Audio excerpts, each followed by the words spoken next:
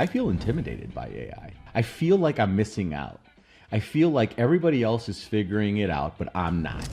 But just like when cloud came out and everything else, and you and I would hypothesize on what's going to happen to cloud, everyone's doing that with AI now. Real business winners are going to be outside the world of just the LLMs. It's going to be the stuff that, utilizes that. Now it feels like there's technology that has been developed to solve a problem which the customers don't have yet. If we actually give the information to clients, they will be more likely to actually take a meeting. The challenge that I am seeing with AI is that we still don't know how it's going to help us make money, save money.